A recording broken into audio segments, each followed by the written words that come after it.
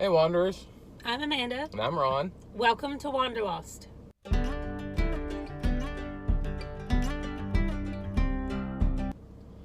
So today we're heading out for our first Texas hike. I know, I'm so excited. So we're heading out to Crescent Bend Nature Park. So it's only a 1.6 loop. I think it bumps up against a little creek or something out there. We'll find out. But it should be, it's at least really nice today here in Texas. It's under 80 degrees at the moment. That's the reason that we haven't done any hikes is because it's been really hot. I've been worried about, or raining, and I was worried about getting out there and getting too hot. And so today it just coincide with the day Ron's off work and the weather is going to be nice, at least this morning it will be. And so we're going out to do a little short hike just because we're so ready to get back out and hike. That's right. So we got our Starbucks to start, not a sponsor, to get us caffeinated, and we're going to go get some hiking in. Let me get my Starbucks. Okay, so we just passed a sign that said water could be over the road, and then another sign that says Bexar County ends. What are those? Turkeys? Turkey vultures, I think. Oh, that was a dead squirrel they were eating. I'm glad I saved y'all from seeing that. Well, it appears that everybody and their mama's out here today. No, my mama's not here. Here's the sign for the Crescent Bend Nature Park.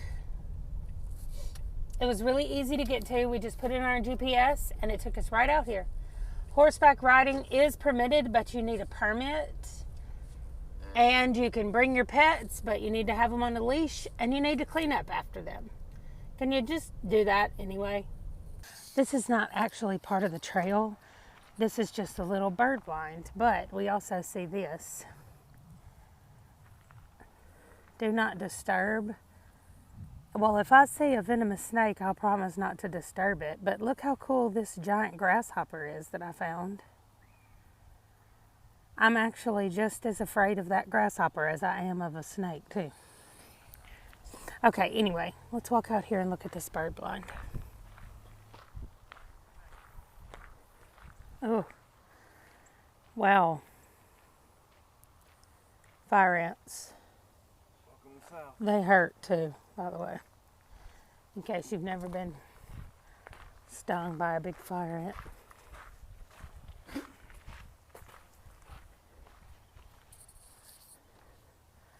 Well, here it is, and there's a birdhouse. Oh! And Ron just scared away all the birds.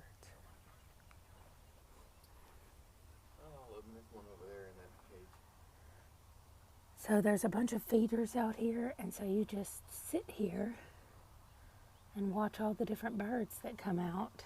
So far, all we have are those two. Yep.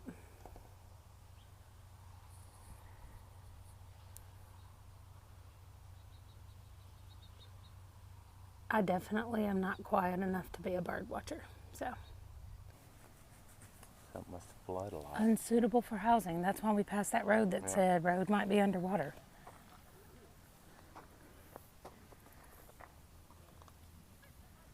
Like, what is making those noises in the wood out there? I don't know, but there's a cricket. Do you hear it? Some of those, I think. Okay, well, listen. There's already too many of these for me. And the fact that one is taking over the sign might mean that I can't do this trail. This trail may be considered too buggy for me. Just don't get close to it. You're going to make it hop. Ron. So you need to record with your own thing. The yellow is the trail. Okay. And then the green is what used to be the residential neighborhood. Okay, let's go do the trail. All right. Nope.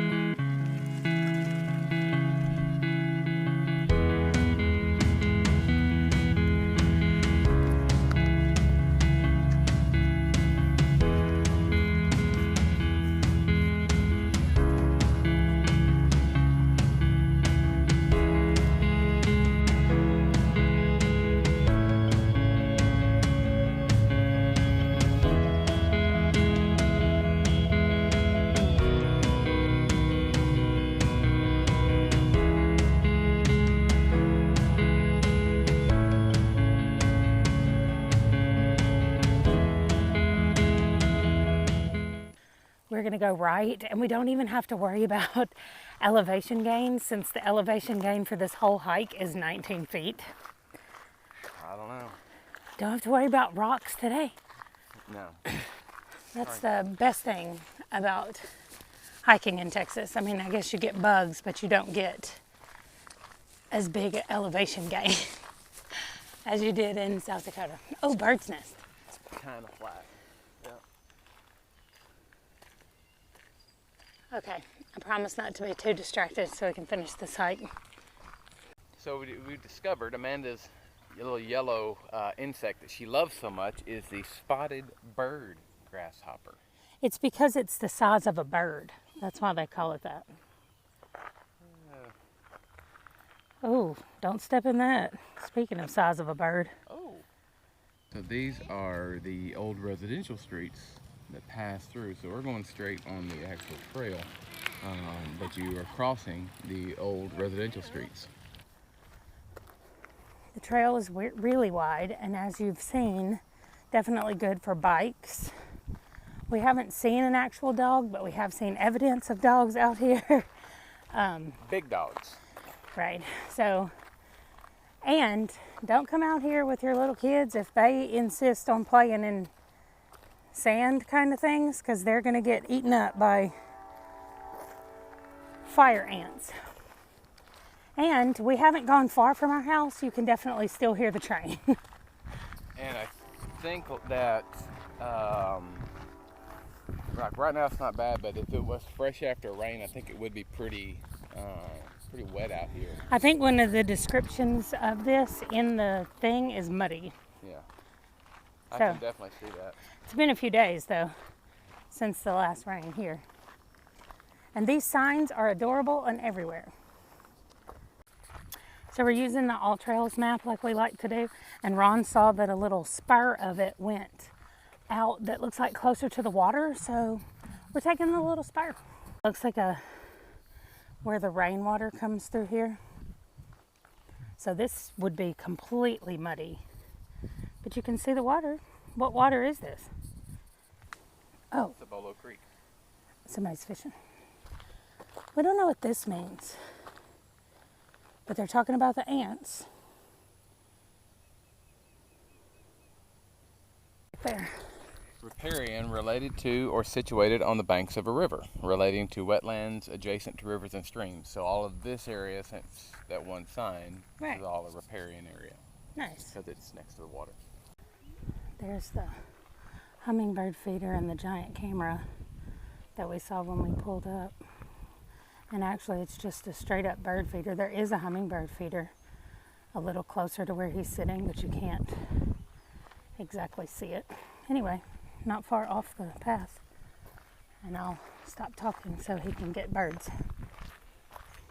They have these really big, cool trees all over the park. This one's alive. Most of them are dead. Okay, well, we got back to the little fork. There was a family there, so I didn't film, but we're making our way back out to the parking lot. Ron says that it's going to be exactly 1.6, which is what All Trails said. We're going to go get in the car and then we'll wrap it up.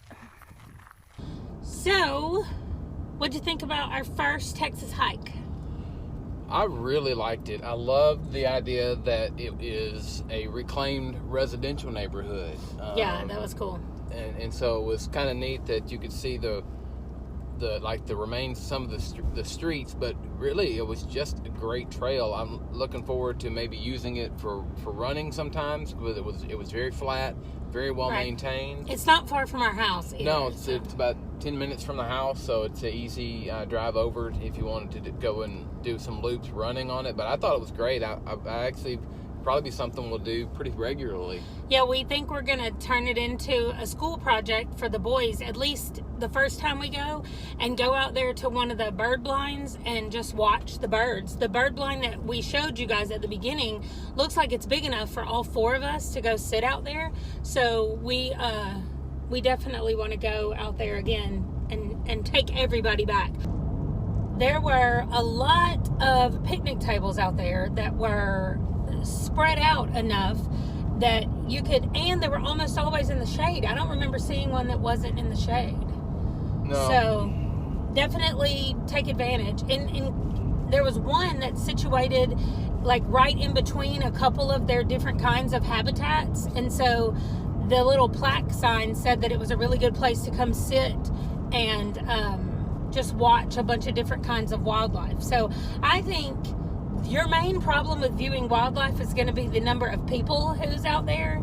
So I think if you could go out, I don't know, dusk or dawn, whenever animals are like most active and there's not as many people. I don't know, because we haven't been there yet, but we're hoping to go out there at different times of the day and different times of the year and just check it out and see. I can't wait to go back when the leaves are changing. I think that will be really pretty because there's so many trees out there. Yep. Speaking of the number of people, parking looks like it's kind of at a premium. So there's a main parking lot when you first pull into the park, which has probably about 6 to 8 spots. There's some parking outside, and then there's some spots where you can like park along the road. But parking's definitely at a premium out there, and I think it's just because it's such a nice place. So many people go out there for their daily walk, or like there was a scout troop out there working on learning some skills. So I think it's just a very popular place where people go to do things outside. Right, and as we saw when we first pulled up, there's people out there that have just come for getting pictures of wildlife, of the birds and stuff, and then there's people that are just there to get pictures of themselves for pictures. It looked like the people that we saw as we pulled in the parking lot, we kind of walked by them, and it looked like that she was pregnant and they were doing pregnancy pictures. So it must just be a popular place in general, probably because it's easy to get to from the city. It's not that far out, but it feels like you're outside, like really far out. Yeah, but definitely recommended for a short hike, especially if you live in the area. Yeah, really good. So make sure, if you haven't subscribed, do that. It's totally free and the easiest way to support the channel. And also, if you want to get notifications every time we post a video, make sure that you click the bell. After you hit subscribe, a little thing will pop up, and you just click the top option that has notification bell clicked on it. And then you'll get notified every time a new video comes out. We'll see you guys later. Bye, guys. But there were